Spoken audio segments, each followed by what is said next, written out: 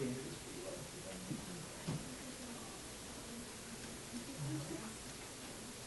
I have no idea. Like, it's not. It's not. This probably should have done this.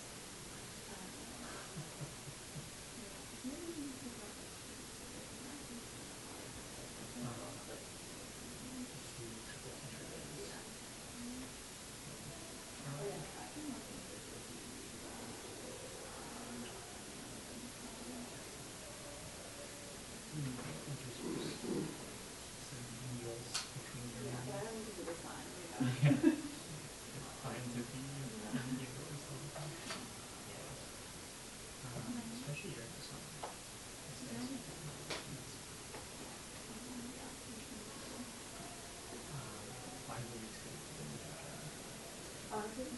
Which has good reviews.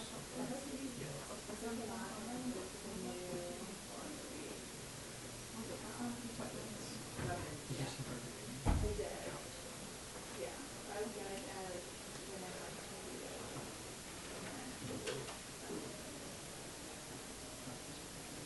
And Pedro was supposed to be that would be fine in the city. Overexposed. Too much.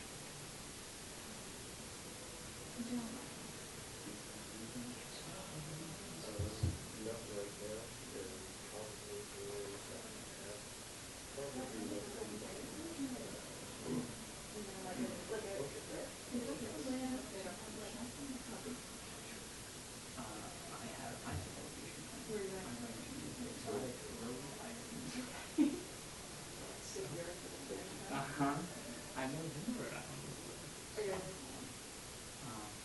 Providence, Newport, and Wausau.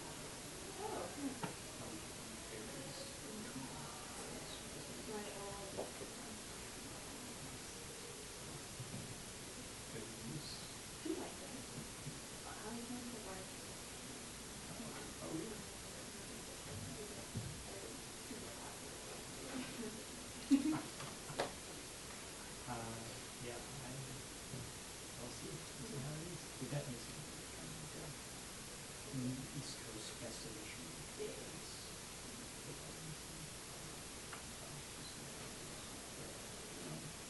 Rhode Island, the beaches.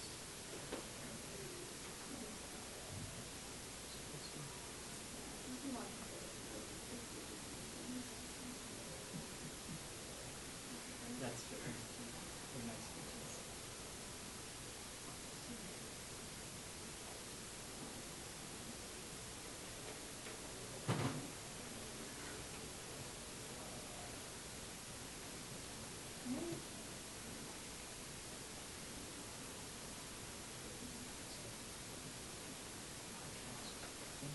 The podcast. Nora's going.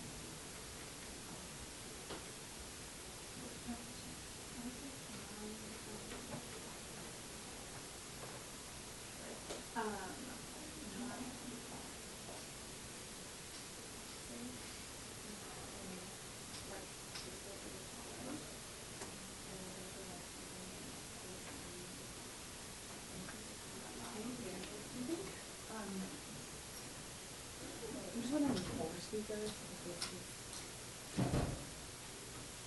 I think personally, it's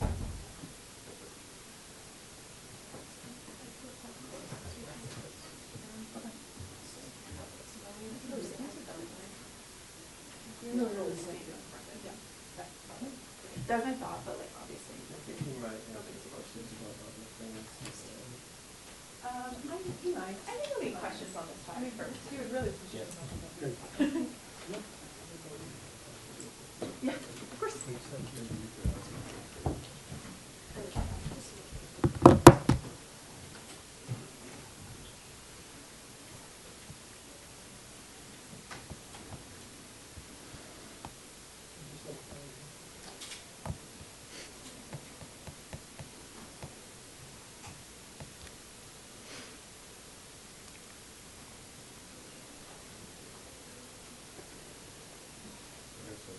You better look at the sign. You didn't look at the sign yesterday and screwed everybody. Is that the, wait, is that the same sign? It's a brand new sign. It's a brand new sign. Okay. Well, Wee you you, know, wee you. look at it. Richard Blumenthal, he saved us everything. Leave Bobby alone. Leave him alone. Come back.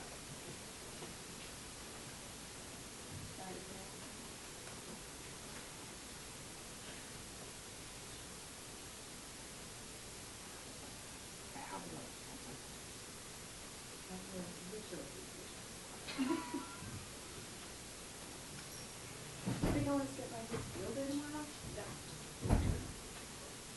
Good for you. Good for you. Good for you. Would you race me? No, it's just like. Putting out, good, you know. Like, You're gonna finish tonight? who knows, because I'm up in Victor Dash in the fall, so I'm hoping it's not. All right, get some stay away. You can stay as late as they want.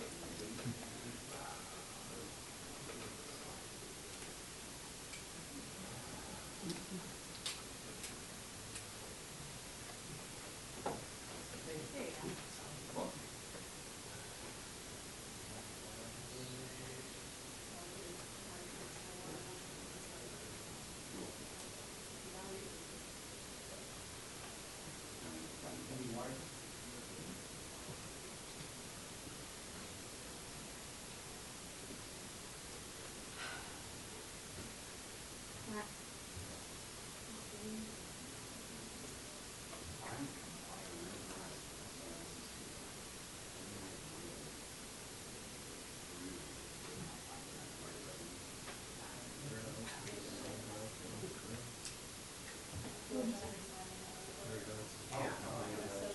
doesn't clarify. Yes.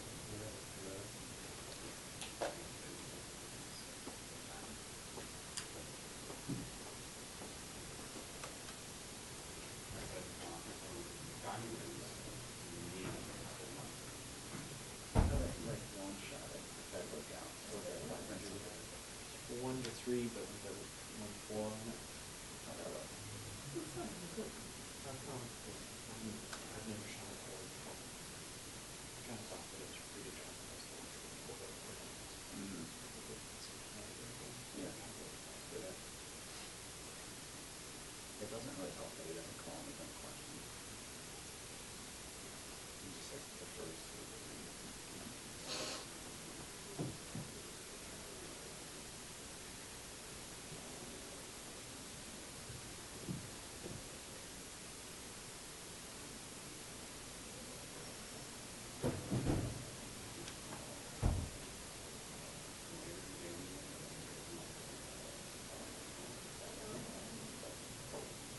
Try to put it out there. Try to put out positive.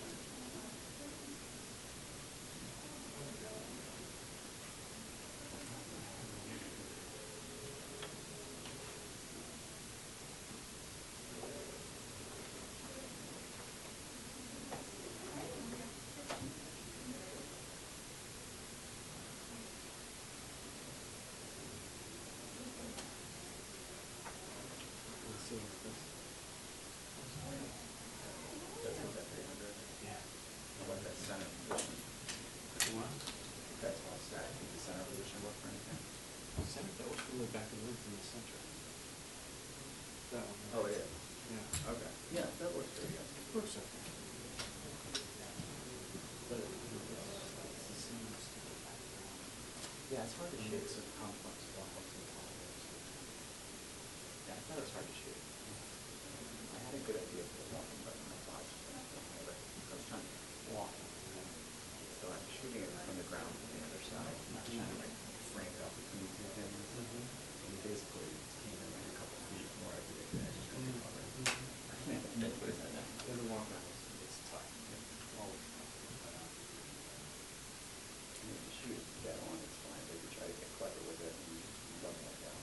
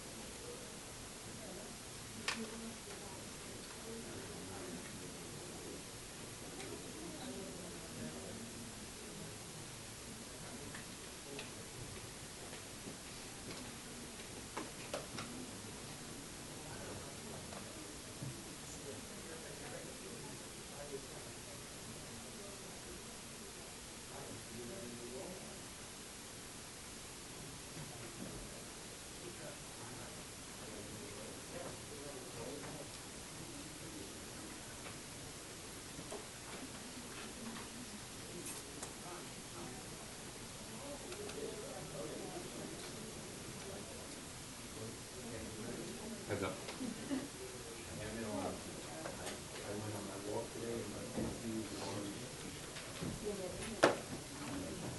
Yeah. Did somebody see it? It's early in the morning, I'm looking down, meeting my iPad. Okay. All right. Good afternoon, everybody. And I am very proud to be joined by Senators Wyden, Senator Cantwell, and Senator Kaine. Now, yesterday, Trump announced a deal with South Korea. And it's very similar to the deals we saw in the past with Japan and EU. All talk, no substance, and raising costs for the average American. So let's go ahead and break some of these deals down. Each time it's the same story. Trump gets up, says whatever pops into his head that day, and the next day it comes out that everything he said, or almost everything he said, was exaggerated, wrong, false. In Japan, on July 22nd, Trump said Japan is going to invest $550 billion in new investment in the U.S. You know what Japan said the next day? It's less than 2% of that. Okay? Meanwhile, tariffs went up 15%. They were 2%, now they're 15%. A huge increase in cost for the American people. In EU, on July 27th, Trump claimed $750 billion in new energy purchases and $600 billion in new investment in the U.S. Following the announcement, the EU said those numbers are unachievable, and besides, they didn't have to obey the agreements. They were non-binding. And again, tariffs up 15%. South Korea, Indonesia, Vietnam. I'd say to the media, when he announces his next tariff deal, you better ask a lot of questions, because the next day, it's all going to be undone. In some cases, Trump has claimed commitments from these countries that they didn't make. We still don't know what the agreement with Vietnam includes, neither do they. They've said that. Trump claimed a deal nearly a month ago, but neither side agrees on what he agreed to in Vietnam. So what is this chaos? Our businesses, our small businesses, our medium-sized businesses, our large businesses need some degree of certainty, and all they're getting is chaos and inflation. You saw the numbers yesterday. So the Trump tariff trade war is a trade war on the American people. We've seen this week the chaos and uncertainty. Business investment down 3%, in good part because people don't know what the tariffs will be.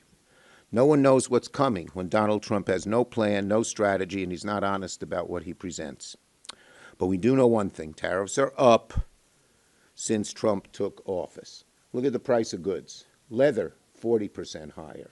Fresh produce, 7% higher.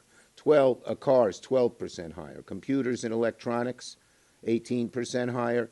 It is estimated the average American family will pay $2,400 more a year because of the Trump tariff tax. Amazing. That's a lot of money for a lot of people. It's often more than raises people get for the whole year. Okay, when Trump came into office, the EU tariff was 2%. Now it's 15%. Don't look at what number Trump shot out there before. The real change is what it was and what it is. And in almost every case, it's gone up significantly. When Trump came into office, the tariff on South Korea was 1%. Now it's 15%.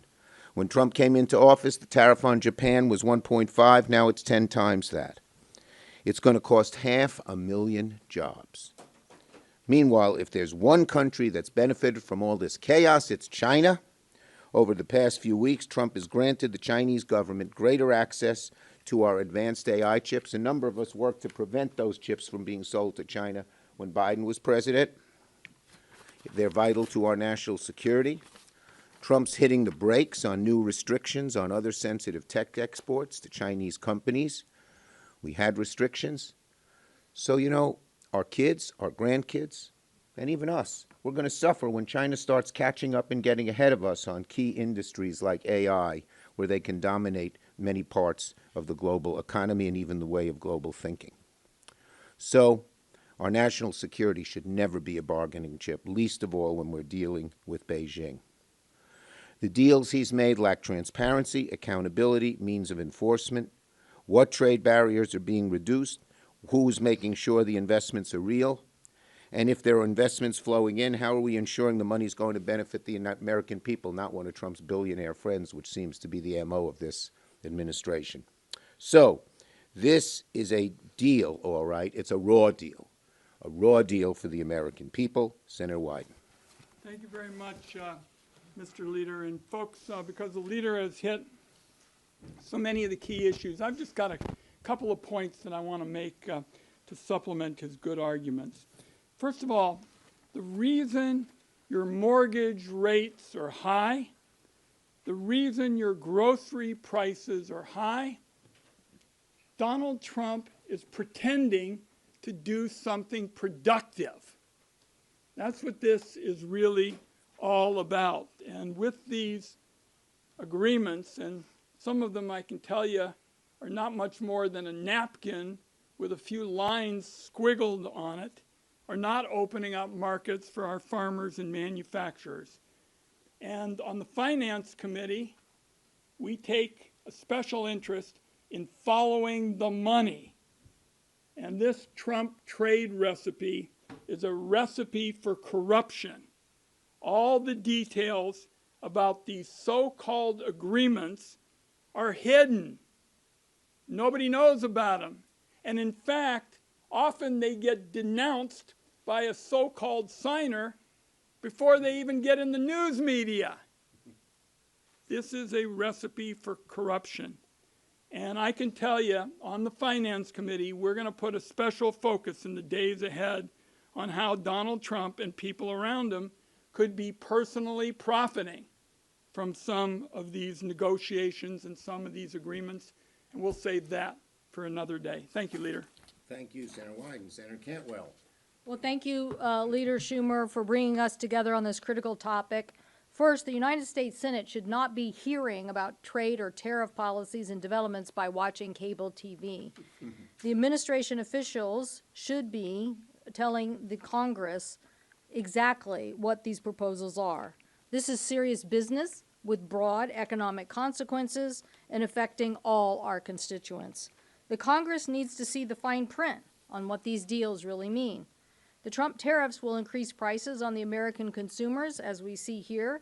The increased price overall for 2025 tariffs on average are expected to be $2,400 in reduced income for Americans.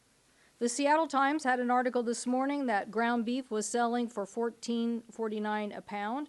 The cost of a basic T-shirt has risen from $10 to $25. And Procter & Gamble, the maker of household staples like Tide and Charmin toilet paper, said because of the tariffs, they are hiking prices next month about 25% on their products in order to offset a $1 billion hit they are going to take because of the tariffs. The president is also threatening tariffs on pharmaceuticals. We cannot afford any higher prices on drugs. At a time when American people are already struggling to afford life-saving drugs, the administration is trying to make them more expensive. When the administration talks about how much revenue is coming from these tariffs, the revenue is coming right out of the pockets of Americans. Don't be fooled. The parade of handshakes, press releases is meant to distract from the very real possibility the Federal Court of Appeals will rule that the Trump administration does not, never had, the legal authority to unilaterally raise taxes on imports without coming to Congress first. Let's be clear, what the Trump administration is trying to pull off is the unconstitutional power grab of Congress's revenue-raising authority. Why should we stand back and let the President of the United States raise taxes on Americans with these tariffs? The American people deserve transparency, and they deserve lower prices. They were promised lower prices. Where are they? Thank you, Senator Cantwell. Senator Kane. Thank you. Well, thank you to my colleagues and to our leader and to all of you for coming. We're going to be on a recess sometime. And I know one thing. I know one thing about the recess, which is the four of us are all going to be doing something very similar. We're going to be traveling around our states, and we're going to be hearing a ton from our constituents. The last time I traveled around Virginia for a week was in April, and I'm going to be doing the same thing next week. And in April, at the front end of this tariff thing, here's what I was hearing. The tariff regime is increasing our costs. Businesses that bring in aluminum and steel, for example, which is everything from big manufacturers to the pie shop that buys aluminum pie tins from Canada, their costs are going up, and that affects their ability to sell. There's a second effect of the tariffs, which is the retaliation. When Donald Trump puts tariffs on other nations, they're going to put them on us. And in Virginia, that is hitting the ag and forestry sector the hardest. A sector that's already been hit pretty hard by low commodity prices in the last few years, that's being hit pretty hard by some of the deportation policies. So the retaliatory tariffs are like the second punch. And then the third punch is the reputational effect. We've got businesses now, or consumers in Canada, for example, they will not buy American products. They will not travel to the U.S. because they're so mad about the disrespect that is being visited upon them by Trump. So there's a triple level effect of raising the costs of imports, leading to retaliatory effects, and then a reputational effect that's really socking our people. And what you're seeing, and this is a good one, there is like a stair step of costs that are going up. Back to school this year is going to cost a lot more than back to school last year. And then Thanksgiving shopping this year, it's going to cost an awful lot more than last year. Then Christmas holiday shopping even more. The stair-step effect of it is really affecting folks. Chaos is next. The way Donald Trump does this, announce it, pause it, like Mexico. Well, why don't we wait another 60 or 90 days on Mexico? Offer an exception to you, but not to you. Nobody knows what to expect. And as I traveled around Virginia in April, I'm going to hear it again next week, I have a business. I want to invest more. I'm ready to invest, but I can't invest till I know what the rules are going to be. Or maybe I'm a multinational business. I could invest in the United States, or I could invest in Europe, or I could invest somewhere else. But I can't make an investment decision if I don't know what the rules are going to be. There's a lot of capital sitting on the sidelines now that should be invested in the American economy that isn't being invested because of the chaos. And then finally, the last point I'll make is corruption. President Trump announced yesterday something among all the unprecedented, truly unprecedented. It is an emergency that Brazil has chosen to prosecute a friend of mine. And therefore, as a president, I'm declaring under emergency powers a 50% tariff on all goods from Brazil, a nation where the U.S. has a trade surplus, not a trade deficit, because his friend is being prosecuted. That is not an emergency under IEPA. That is an unprecedented use of that power, and we need to take steps, and my colleagues here and I will take steps to challenge the president's use of the emergency powers in this most unusual way. Glad to be together with a team that is battling these chaotic, consequential, and corrupt tariffs that are hurting Americans. Thank you, Tim. And before we get to questions, Tim mentioned you couldn't believe he would do something he did yesterday. Here's even something more confounding. Some breaking news. Just now, the White House announced construction of a $200 million White House ballroom that will begin in September. A $200 million ballroom. Where'd this money come from? Did Congress appropriate it? I don't think so. It's almost like DOGE was never about waste at all. It was about cutting services to help Trump and his billionaire buddies. So it seems that DOGE was all about making cuts on Americans to fund their ballroom? Was that what DOGE was all about? So let's recap Trump's week in terms of its economic effect on American people and in terms of corruption. This week, he opposed stock trading bans for members of Congress and the president, something we support. He's now spending $900 million to refit his corrupt plane from gutter. He announced plans to build himself a new White House ballroom so he can eat his cheeseburgers in there in luxury. And he's imposing a new double tax on American families through his tariffs. As was said, costs, chaos, corruption, all embodied this week as typical on this subject. I promise I have a question on this subject, but aesthetically, on the White House construction, it will be almost 2 times the size of the main White House building. Yes. What are your thoughts on that? You're a New Yorker. Listen, I'm happy to eat my cheeseburger at my desk. I don't need a $200 million ballroom to eat it in. Understood. Okay, entree. Senator King touched on this a bit, but the president makes it sound like trading partners are very eager to come and negotiate and that they're happy when all is said and done. But you all travel internationally. You all talk to ambassadors. Reputationally, what is this doing to the United States? It's making Trump's tariff negotiations, tariff threats, tariff chaos is making, first, a fool of the United States in the eyes of the nations of the world. And second, the worst thing is, because we care about the average American, $2,400 more in costs? Look at that. It's crazy. And since you mentioned Tim, I was just going to bring Tim over. Yeah, but what was the question? I was still Okay, listening to you. I On wasn't the world stage, what, Yeah. you know. Well, And Ron can. you were just Ron is. about your visit. Ron Wyden is on the world stage. He knows. All of us have been interested in this, but I took a bipartisan delegation to Canada, and one of the principal questions just a few days ago was who they were going to make alliances with other than the United States, because it was clear that they didn't know what was going to happen. They didn't know whether they heard that a deal was going to be on this particular approach, and then it was kind of taken in a completely different direction. So there's no question that the relationships that we have forged over the years, in some cases for decades, particularly in terms of having these alliances, we've got people we can count on, based on what we saw in Canada, are taking a big toll, and we really have no better friend than Canada. So if they're walking and not interested in some of these deals, that's a message. And on a Can I give an strategic, I was just going to say, on a strategic basis, instead of him allying with our allies against China when China does all kinds of trade imbalances with us and doesn't treat us fairly, he's having them join with China against us. How profoundly stupid and unthought out. Can I give a I'm going to give an example. I was in Germany in April to talk to Germany about aid to Ukraine. So I went to Kyiv, Berlin, and Warsaw, and it was all focused on Ukraine. But everywhere I got, before I could talk about my issue, they were like, well, wait, what about tariffs? So here would be the German example. They rewrite their constitution to enable them to put more into defense.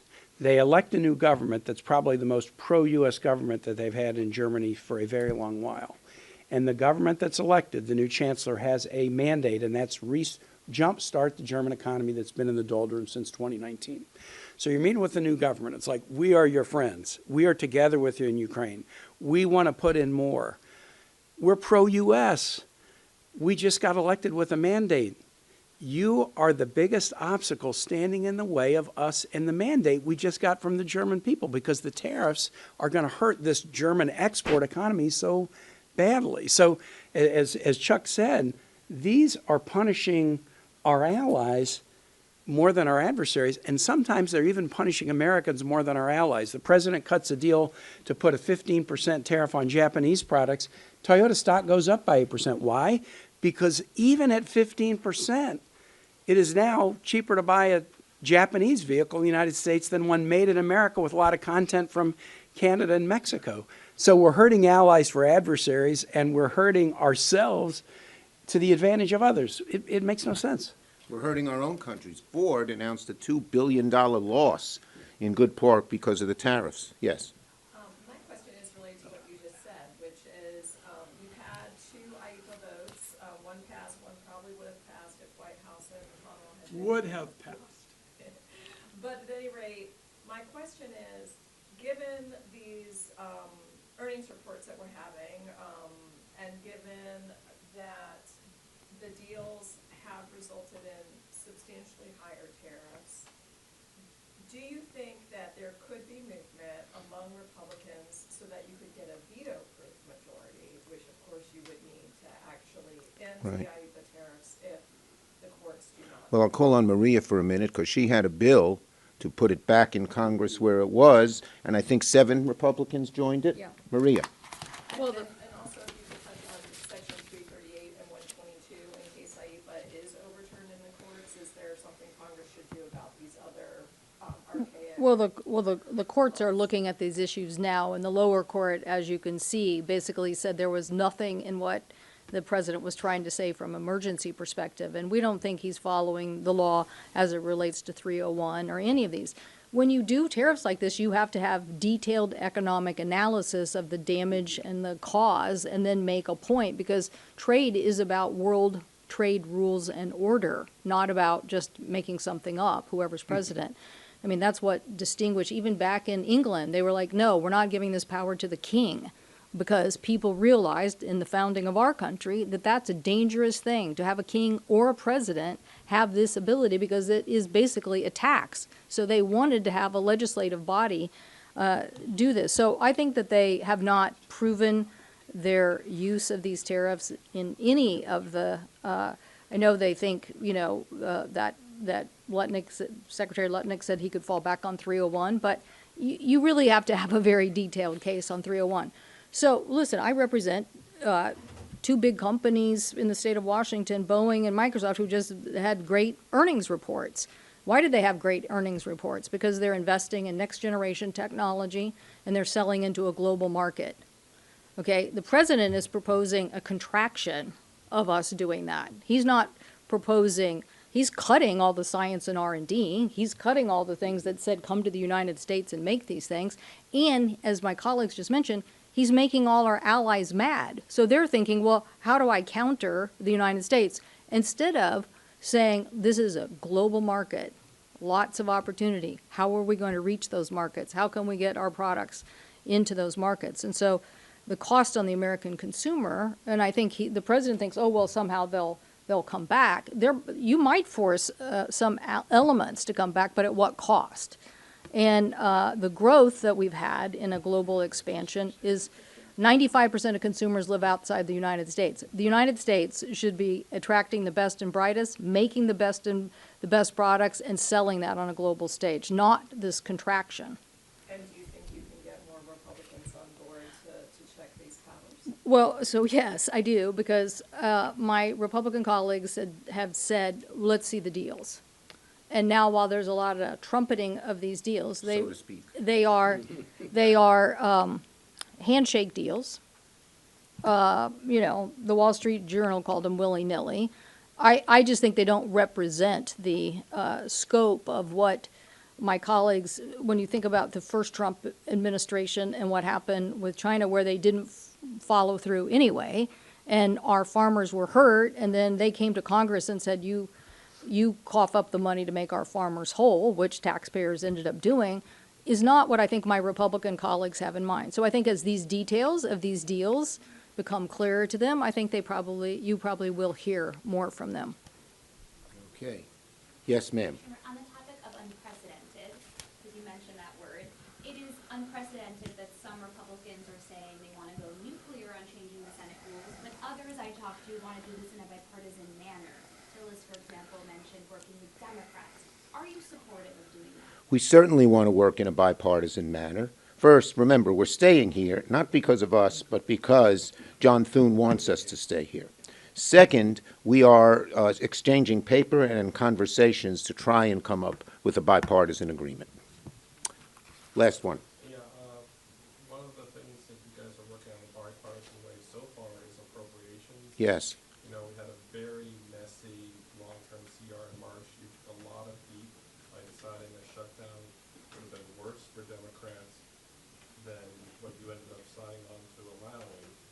You're going to have a similar fight here in a couple of months. Do you still have that same view that a shutdown? Look, the ideal way to solve this is Democrats and Republicans working together in a bipartisan way to come up with appropriation bills. And we're making some progress on that. Senator Murray and Senator Collins are working together, and that's the way we ought to go. We hope Republicans will join us that way. Thank you, everybody. Hey, you guys, watch 232. It's like the Canadians think it's just impossible. Did you see that Treasury Secretary Bessent did suggest that they might have 50% of aluminum for 20 years? Was that today? Yeah, let's see.